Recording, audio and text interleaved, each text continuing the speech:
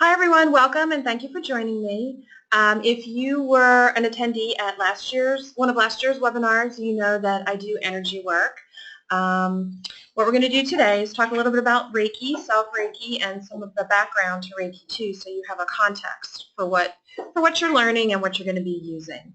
My name is Sylvia DeSantis. I am actually the director of the Criminal Justice Graduate Program here at St. Joe's, and I'm also the owner of Seven Sacred Breaths Integrative Healing, where I offer complementary medicine in the form of energy work to my clients. So, and it's very rich, very varied work that I do with different clients. Generally, I work with folks who are having issues. They can be anything from physical issues all the way to PTSD, anxiety, stress, that kind of thing. So let's get started. As I said, today we're going to talk a little bit about Self-Reiki. We are going to use our breath and different hand positions to manipulate Reiki healing energy. We're going to practice what's called 4-8-7 healing breath. This is something that was originated by Dr. Andrew Weil. He's sort of an outlier in his field.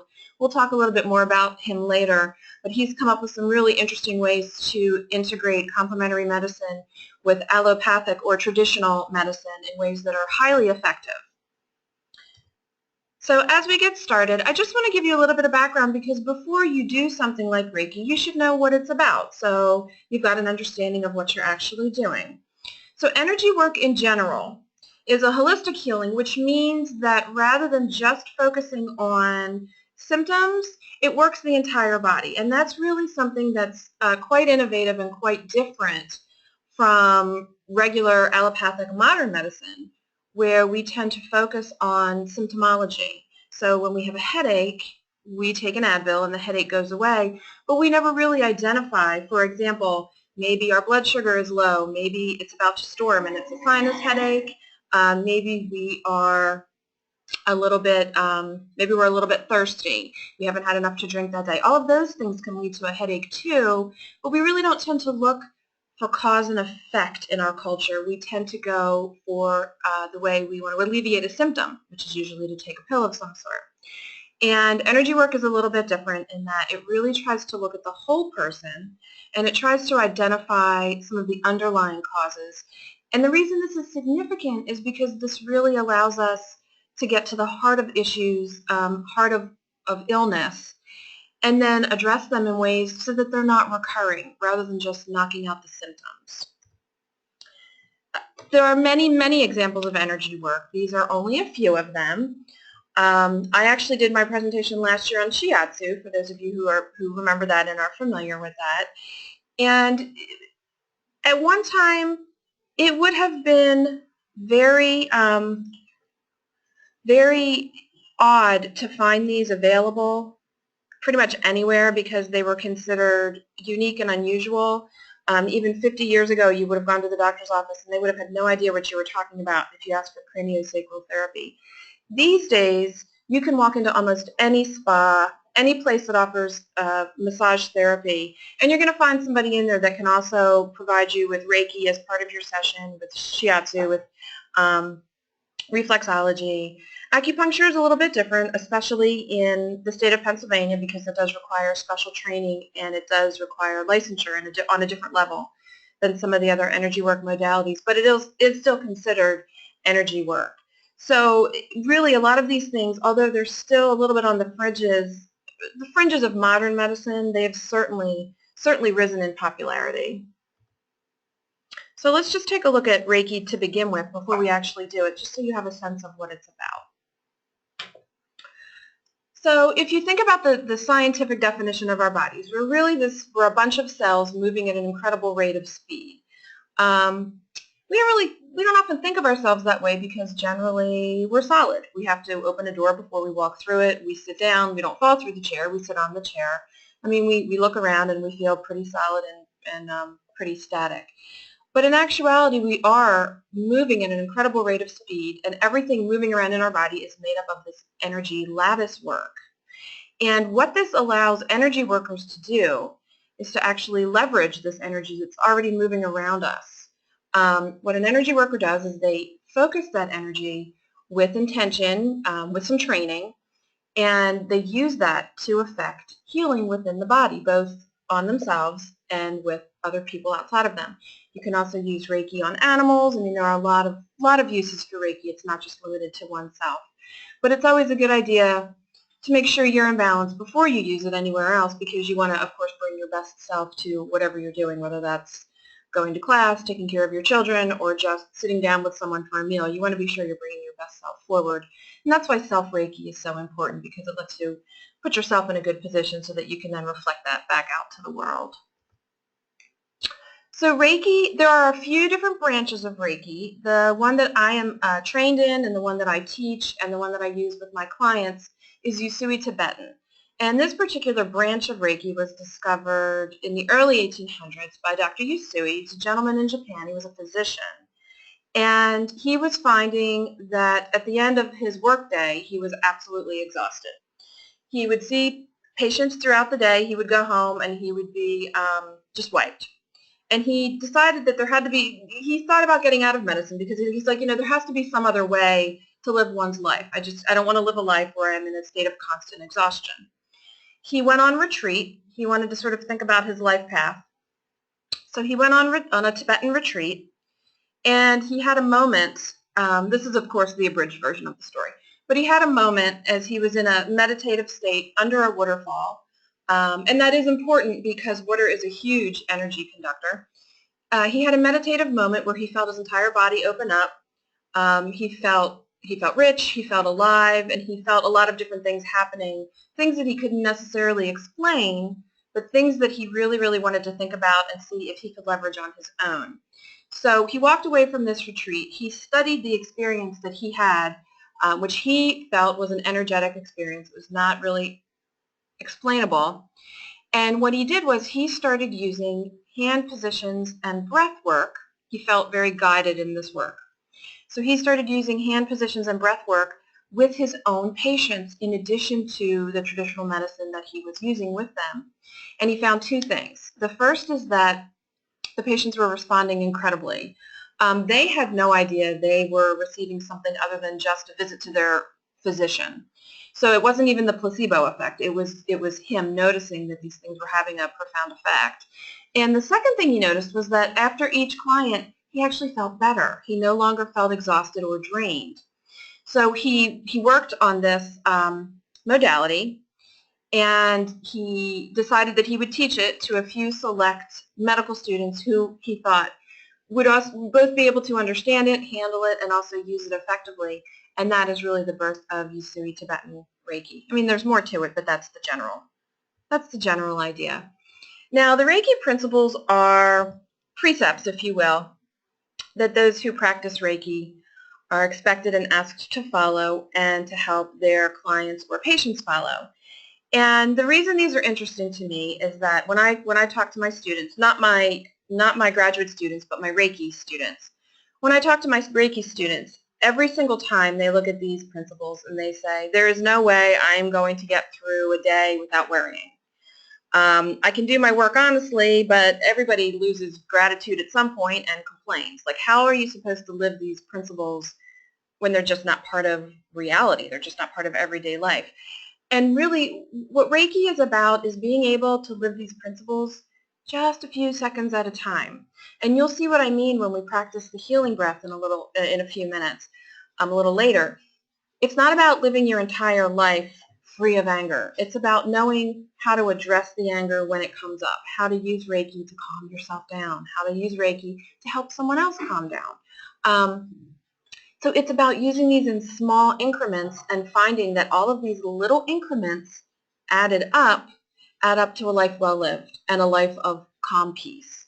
So that's really what I want you to think about when you look at these principles. Not, well, there's no way I'm never going to be angry. Of course not. We're human. But what about for those, what about for those 20 seconds when you're breathing in and holding your breath and breathing back out? I bet you can do it for 20 seconds. You can do anything for a minute, right? So that's really what the principles are about. It's about adding these things to your life in small increments in ways that are very healthy and very useful. So just so you're not looking at this being feeling intimidated and thinking, well, there's no way I can do this. Of course you can. You can. As I was saying earlier, Reiki, along with some of the other modalities, has absolutely gained popularity.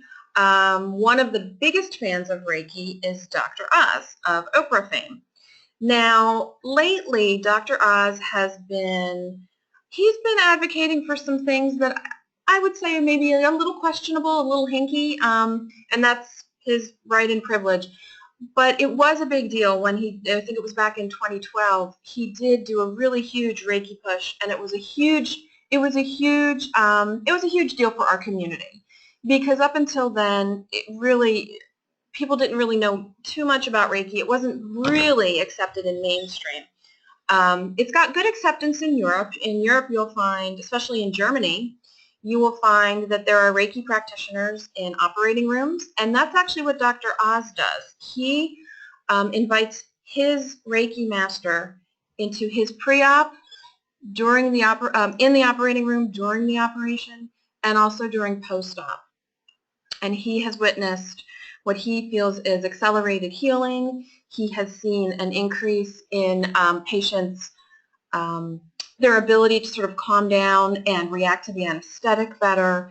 It's very holistic. Like, he's seen a lot of really good responses using this in his own operating room. And what's really interesting is that if you go to Europe, you'll find that these are not necessarily nurses with Reiki training. These are Reiki masters with a little bit of nursing training, and that's completely different and very, very significant for this modality because it is gaining respect in modern medicine and in modern hospitals.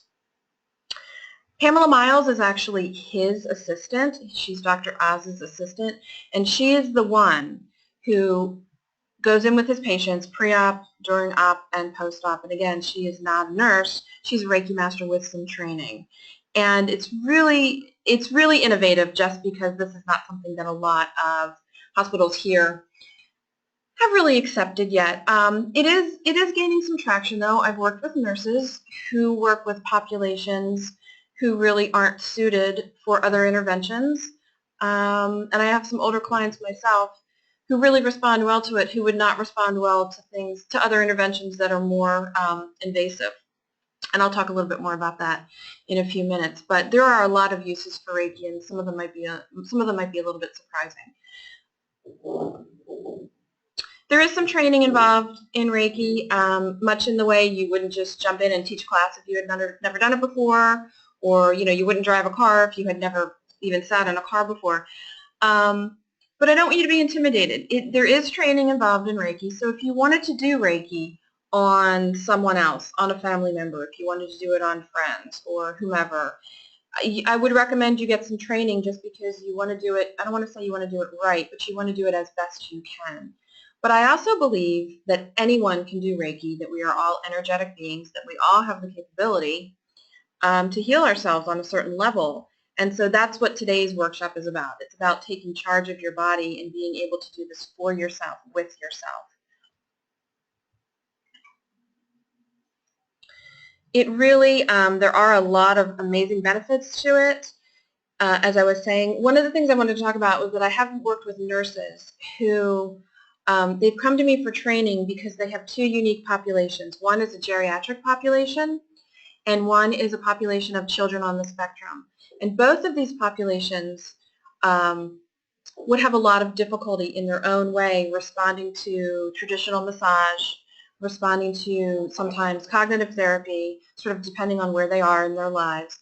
And they are finding that because Reiki is so gentle, it's very, very effective with these populations that would otherwise have really limited options, or their only options would be pharmaceutical. You'd be amazed. I had one woman who came in. She had just had, she had had bariatric surgery. She wasn't wheeled in, but she was assisted in.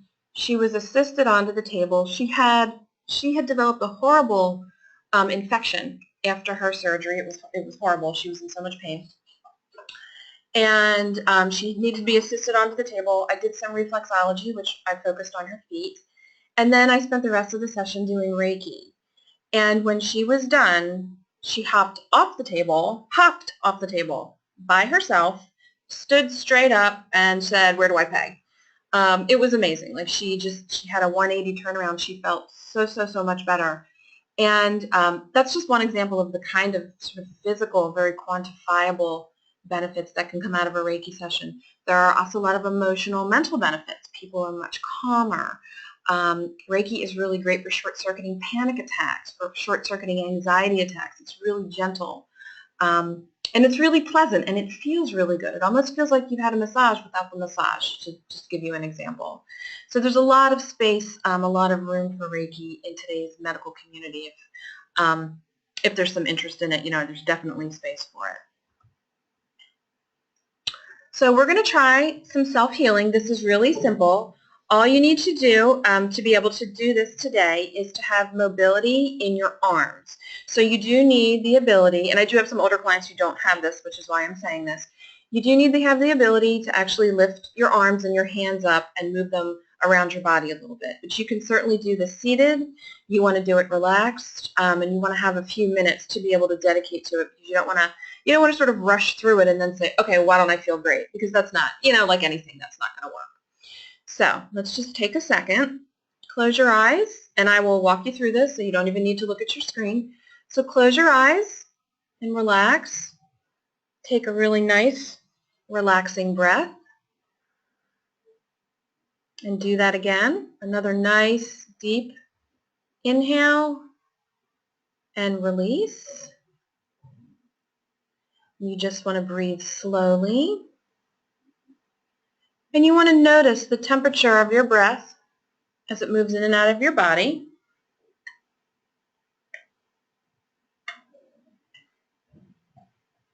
Nice and slow breathing. And while you're in this nice, peaceful state, I want you to put your hands together and rub them vigorously. So just back and forth, palm against palm. Just rub them gently. And you're still breathing slowly and deeply. Okay? And with your palms, you're going to place them gently over your eyes. Now, if you need a graphic, go ahead and look at your screen. Just really gently over your eyes. Not a lot of pressure, just a really gentle placement. And just take a second to feel your hand pressure against your face. Now, as you're holding your hands there, and as you're breathing, I want you to think about the channel of your breath. So your breath is coming in, you're expanding your lungs, and as you're exhaling, think of it as coming out of your shoulders, down your arms, up your forearms, through your hands, and out your palms, right onto your face. So you're almost making a channel. You're almost making a circle with your breath. It's coming in, out, looping over and through. So just slow breaths, slow exhale, and you're visualizing that exhale moving through your arms, back into your face. You may feel a warmth, you may feel tingling. Very slow, calm breathing. Now keeping your breath the same, I want you to move your hands onto the crown of your head. Go ahead and look at the screen if you need a visual. Just very gently place your hands on the crown of your head. And again, you're going to breathe in very slowly. And you're going to push the breath out through your arms, through your forearms. Feel your breath moving through your wrists, through your hands, and it's going right into the crown of your head. So again, you're almost making a circuit, an energy circuit with yourself. Breath in, breath out. And that's what we mean by intention. We want to feel the breath moving through our arms back into our head. We want to visualize it as best we can without overthinking it. Just sort of feel the heat and just breathe very deeply. Okay, so with your next breath, you're going to move your hands if you can reach, to the back of your head. So you're really just covering your crown chakra. You've started on your face, you've moved to your crown, and now you're moving to the back of the head. So you're almost giving yourself sort of a hat of energy just over your head at this point. And same thing, you're going to breathe in, push that breath out, and feel the heat from your hands penetrating the back of your head. With deep, easy breaths. That should feel really nice. If you need to take a break with your arms, if this is hard on your shoulders, you can always put your hands down for a second, take a few breaths with your eyes closed, and then just go right back to the position. You can certainly take a break if you need it. Okay. With the next breath, move your hands to the front of your body, and you're going to prop them under your chin and jaw, sort of like if you were just cradling your face. This is a really, really nice self-Reiki hold because we tend to hold a lot of tension in our jaw and we don't even realize it. People clench their jaws all the time and they're really unaware of it until they end up with dental issues and teeth issues. You just want to really gently prop your chin. Breathe in. Breathe out. Feel that energy working its way into the bottom of your face.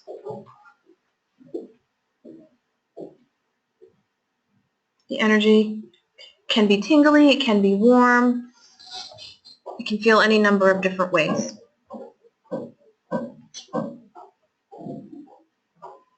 And with your next breath, you're going to then slide your hands down so that one hand is on your neck and one hand is on your heart. And you're just going to let that heat from your hands radiate in. You're going to breathe deeply. Always breathe deeply and slowly. Breath in, breath out. Nice and quiet. Deeply and slowly. Okay. With your next breath, we're moving down the front of the body now. Tuck your hands right under your breastbone, around the ribs, around the rib cage. Sort of feel around for a comfortable spot. This is above the sacral area. This is above the solar plexus. Sort of just below the breasts, just below the heart. Kind of tuck your hands in there. And again, breathe in.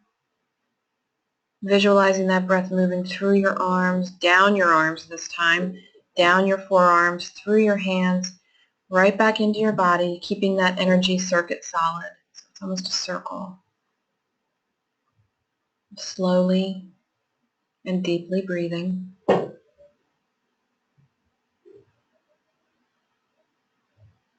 And with your next breath, you're going to move farther down your body onto your abdomen. This is also a really nice hold because so many people hold stress in their stomachs, or they experience IBS symptoms or stomach upset when they're stressed. That's very, very common too.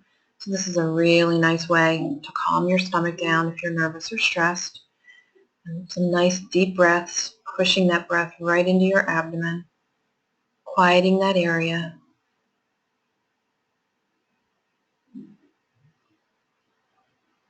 Should feel nice. And with your next breath, we're going to continue to move down. And you're going to tuck your hands right around your pelvic area and do the same thing, a nice gentle breath, visualizing it moving down through the arms, down through the hands, right into your body, right into what is pretty much your second chakra, not quite your first chakra. We're not quite that low.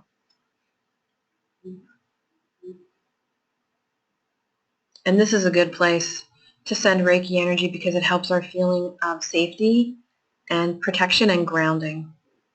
So just breathe slowly into that area. Now this is something you can do. You can do any of these holds in any order, at any time, for any amount of time. There aren't a certain number of breaths you need to do. There is not a certain amount of time you need to do to quote-unquote make it work. If you have 5 minutes in your cubicle or in your office, or before you're tucking the kids into bed, or whatever you do, whatever's part of your busy day, if you just have 5 minutes to give yourself some self-Reiki with some breathing, you will feel a difference in your body.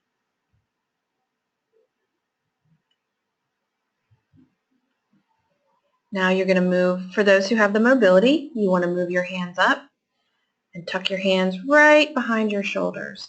This is also a really important place because I've never met anyone who didn't hold some tension in their shoulders. I've never had a client who didn't have some soreness back there. I think it's just a cultural thing. We hike our shoulders up, we bend our necks, we pronate our necks to look at our phones. We kind of hitch one shoulder or the other up when we're mousing. We do a lot of things that directly affect our shoulders, and it's also where our attention tends to sit. So this is always a good space and always a good place to do some Reiki. If you have, a minute between meetings and commitments, take a deep breath and put some Reiki on your shoulders, and it will feel better. So again, deep breaths. And with your last exhale, you want to remove your hands and just put them in your lap, and just give yourself a second to take a breath in, take a breath out, and just let it settle. Just let it settle for a second. Okay, we're going to move on to the 4-8-7 healing breath, which is also very gentle.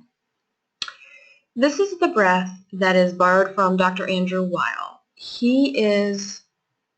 I believe he is a Harvard, he could be Yale, sorry, I think he's Harvard.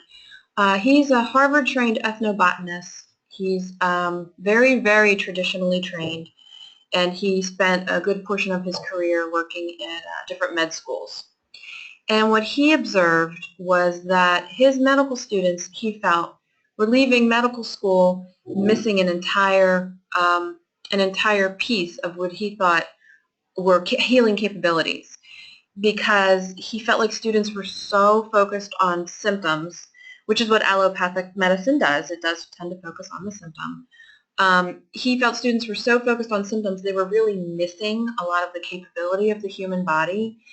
And when we focus on symptoms, we tend to focus on just the effects of big pharma. That's shorthand for the pharmaceutical industry. And so his observation was that our med schools were really just churning out students interested in writing prescriptions. Now, I personally believe there is a time and a place for a prescription. I think that's personal choice, and I do think there's definitely situations where prescriptions are lifesavers. His observation, which I do agree with, is that we overprescribe. And I think if you think about it, you can get a pill for pretty much anything. And this was really disconcerting to him. So what he did was he opened the first school in the nation that also teaches complementary medicine as part of a medical student's training. It's very innovative, it's extremely popular, and it's somewhere in the Southwest, in I think somewhere around Arizona. And it's been wildly popular, and he has been wildly popular with this concept. He has a number of things. He's got a vitamin line and a skincare line and some other things. But really his big advance to medicine was that he's now teaching medical students how to look at the whole body versus just the symptoms of a body. And that's pretty life-changing. That's pretty mind-blowing. And part of his training was recognition that we can actually change the way our brains are functioning by the way we're breathing, which is also it's a pretty significant observation as well. So if you experience trauma, if you experience an incident of some sort, and this is all documented, your brain makes a wave. It makes a track, as it were. Think of it as a little path, and it sort of grinds that path through, and it sits there, and it's a permanent path. It's in your head. What Dr. Weil found was that when you do healing breathing, which is a specific kind of slow breathing, you can actually make new neural pathways. And when you're making these new pathways, they will short circuit anxiety and panic attacks along the way, which is absolutely phenomenal. We have so many people who suffer from panic in our culture, and we have a lot of antidepressant medication and a lot of anti-anxiety medication, which is useful, but a lot of the side effects are a little bit rough on folks, especially kids. Kids do not often respond well to this medication. But everyone who's got working lungs can take a special breath. So that's the benefit of this. So I'd like you to do this with me now. I think you will find, again, even if you can fit in maybe 3 rounds of this in the course of a minute. So if you only have a minute to spare in the course of your busy day, do this breath for a minute and see how you feel when you're done, okay? So let's give it a try. It's 4-8-7 breath because those are the number of seconds that you do each piece of the protocol. So we're going to breathe in for 4 seconds, we're going to breathe out for 8 seconds, and then we're going to pause for 7 and just let our body settle before we take the next inhalation. So let's try that. So close your eyes, take a second to get comfortable.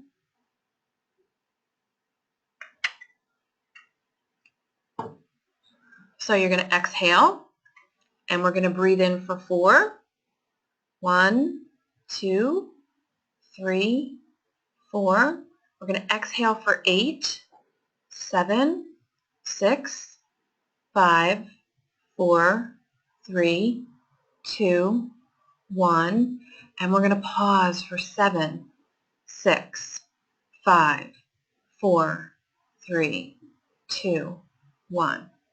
And just take a second and let your breathing go back to normal. Just see how you feel. Let's try it again. So exhale. When you're done, your exhale. Breathe in for 4, 3, 2, 1. Exhale for 8, 7, 6, 5, 4, 3, 2, 1. And pause for 7, 6, 5, 4, 3, 2, 1. You can do this as many times as you choose. Like I said, you can get about 3 rounds in for a minute. That's a lot of benefit for just taking a minute out of your day. This actually can reduce, it can slow your heartbeat down. If you're feeling stressed, it can actually, as I was saying, build a new neural pathway. It has been shown to stop the release of stress hormones, which is an amazing accomplishment considering all you're doing is shifting your lung capacity. It's also been shown to help lung capacity because you are training your lungs to slow down. We generally pant in our society. We don't take deep belly breaths. We breathe from the chest. It's a very shallow breath, and we don't get any of the benefits of the oxygen that's supposed to be coursing through our body, and we also don't get any of the calming effects that a deep breath can give us as well. So this really asks us to sort of slow down, give the body what it needs, and in turn, you feel really, really, really good. This is actually a breath that I was teaching to some folks with respiratory issues. These are folks who are in such respiratory distress. Many of them can't even bend over to tie their shoes. It's too hard for them. But again, this was a really gentle intervention, just teaching them how to control their breath, also helping them with their stress. Some of these folks have really rapidly deteriorating airways, so it was a nice way for them to learn how to be calm, take a deep breath rather than stress and think, oh my gosh, I can't breathe, which is sometimes also happens with asthma patients. There's that moment of panic sometimes. This is a nice way to just retrain the lungs, retrain the brain, and also retrain the body to just sort of slow down, calm down, and it does feel really, really good when you're done. And surprisingly enough, when you take a deep, slow breath, because it brings so much more oxygen to your body, you feel better. There's no fear of feeling sleepy when you've been breathing deeply. You actually feel better. You feel more energized and more able to get on with things. So once you've done a little bit of self-Reiki and even some of the healing breaths, you may notice, now of course, we've spent, 40 minutes on this today. You need to give this a little bit of time. It's something, the more you do Reiki, the better you will become, the more pronounced the effects will be, and the better you will feel. But also, the more you do it, the more your body will start releasing what it doesn't need. And so when you're doing self-Reiki on yourself, you may feel any number of things after you've been doing it for a while. And that could mean you've been doing it for a couple days in a row. It could mean that you've been doing it for an hour. That's a personal thing, but you do need to do it for more than, maybe 40 minutes to actually get some release, feelings coming. But these can look like anything. You might find that after you do it on yourself for a while, you're a little bit shaky. Most people feel some heat. Not everyone, but most feel heat. You might feel a little bit shaky. Normally, people feel really good. They feel much more rejuvenated and also relaxed at the same time. What's happening is when you're doing Reiki on your body or when you're doing a healing breath, your body is releasing toxins. And when your body gets rid of things, it feels the loss. The universe hates a void kind of thing. So you may have physical symptoms when you're doing this. I have had clients on the table. Now, of course, they're getting a full Reiki session from someone with training that's lasting 90 minutes. That's a little bit different. But I have had people laugh, cry, burst into tears, and then laugh, get freezing cold, get boiling hot. It really just depends. But my point in telling you all of this is that it doesn't matter. A release is a release is a release. It's just your body releasing. You haven't broken anything. You haven't done anything wrong. And you certainly aren't getting sick from doing it. It's just your body letting go of what it no longer needs and no longer wants. So if you do experience some releases after doing Reiki for a while, don't be alarmed. It's completely normal and completely natural. Some of the other great effects of Reiki is that, of course, in the hospital setting, they are using it to accelerate healing. It can also do interesting things like reduce pharmaceutical side effects. So if you're on some sort of medication for something, doing Reiki only helps the medicine work that much better and can also help calm down the physical symptoms. It is being used as a complementary, it's considered complementary medicine, but it's being used more and more hand in hand with traditional medicine, and I think it's just giving your body the best of both worlds. It's giving your body every opportunity to learn how to heal itself while also getting that external assistance that some of us need when we have to take a medication. And one other huge benefit of Reiki, it can be used on animals. That's a whole nother field of study. It's very, very interesting. I've used it on animals extensively. I used to do it at an animal shelter where I used to volunteer in State College at Penn State. It's very, very effective with animals because animals are really, really in tune to energy, much more than people, because animals haven't been embarrassed and shamed out of recognizing our intuition as we grow older. Animals don't go through any of that cultural nonsense. They're just animals, and they're sentient, but they're just feeling and seeing and being.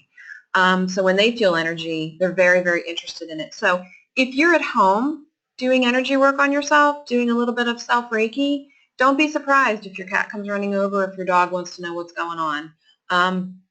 They're going to be very, very, normally they're quite interested in a little bit, depending on where you are, they can even be a little bit intrusive, which is kind of cute, because they want to be a part of it too, because animals just love this work.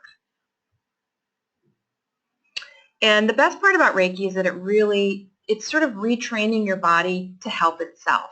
We learn not to help ourselves as we get older. We learn to lean on those externals, and we often consider ourselves kind of bent and broken and not whole in so many ways because culture tells us we're not whole, and because modern medicine sort of likes to show us all the different ways we're not working. And Reiki kind of brings us back to that stasis. It kind of lets us know that we really are okay as we are, and it helps us channel our own healing, and that's profoundly powerful when you can do something just using your breath and actually help yourself feel better. It's incredibly empowering. Similar benefits, it can help decrease stress. So I guess my point in showing you all of this is that the benefits are not only mental and emotional, they're not only physical, they're both. They're quantifiable and unquantifiable. You feel better, the pain goes away. I mean, it's a number of different things. I have one client who's much older, and she always feels better after a session. But not only does she feel better, but her orthopedist is telling her that she looks better and that her neck is steadier and in better shape. And this is someone who's almost 100 years old. And so I think it's really, really powerful. That validation is powerful to her because she knows it's not just her imagining, well, I think I feel better. It's like, no, her doctor is saying, no, your neck is shifting. Like the muscles in your neck are shifting. You're doing a great job. What are you doing? And she didn't really want to tell him, and I don't know if she did or not. It was something she wanted to keep to herself because she didn't want him to kind of give her a hard time. But he just said to her, whatever you're doing, keep it up. And how funny, how ironic. It's Reiki. For those of you who are interested in Reiki for animals, there are lots and lots of things out there. You can read up about it. I feel like I would be remiss if I didn't say something about Reiki and animals because I'm a huge shelter advocate and a huge animal advocate. So I just wanted to drop this in as just a sort of a lighthearted piece. The kitty cat on the right, that's Num Num. He is our tabby. He showed up a few years ago, malnourished, sick, terrified, and very, very tiny with no mama in sight on the porch. And I actually used Reiki over the ensuing, I guess was maybe 3 months to help get him inside. And if you've ever worked with fur animals, you know they're really, really hard to work with, even with food. And even with the most delicious, yummy snacks, they're really hard to work with because they're not trusting. They're kind of wild. I don't think I could have come as far as I did with Nummy if I didn't use the Reiki. It was incredibly powerful and incredibly useful. So if you're interested in that story, I can't share it with you. Unfortunately, I don't own the copyright to it because it was published in a magazine.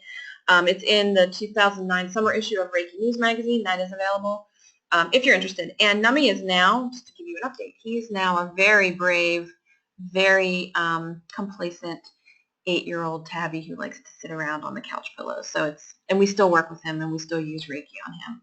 There are lots of things online if you want to learn about animals and Reiki. Kathleen Prasad is a huge animal Reiki author and advocate. And if you Google up, I think it's bull shark and Reiki, you can read my story about my best friend and I saved a bull shark in Cape May a few years ago using Reiki. It's a really good, amusing story if you want to laugh, and it's kind of curious too. So please feel free to Google these things up, and be sure you're looking at legitimate information when you're looking up things like Reiki, because pretty much anybody can write anything. But for the most part, there's some really good stories out there, and I think it's really valuable and enriching. And if you're interested in meditation specifically, this is my book, Water Charms Ocean Reiki Meditations. You can get it pretty much anywhere. You can get it from me in my office if you happen to be in Marion Hall, or you can get it off of Amazon, or you can get it from your local library. Just give it a flip through. It's got a lot of really pretty photographs, and it has a number of different, 7 different meditations for different kinds of healing, whether you're looking to reduce stress or move towards forgiveness towards someone in your life. It has some really nice things in there. Of course, I have to say that I wrote it, but I think you'll enjoy it. And so I want to thank you so much for being with me here today. I love doing this work, and it's very exciting to see other people interested in it as well, and I love to share information about it. So please, I welcome you to drop in to my website. If you're interested in a reading list of titles, I would be delighted to share them with you. It's something I always share with my Reiki students, related titles related to the topic that other people have written about. And if you're interested in any kind of training, of course, drop me a line and we can talk. Any questions or any issues, please feel free to be in touch. So thank you so much. I'm going to hand you back over to the webinar host now.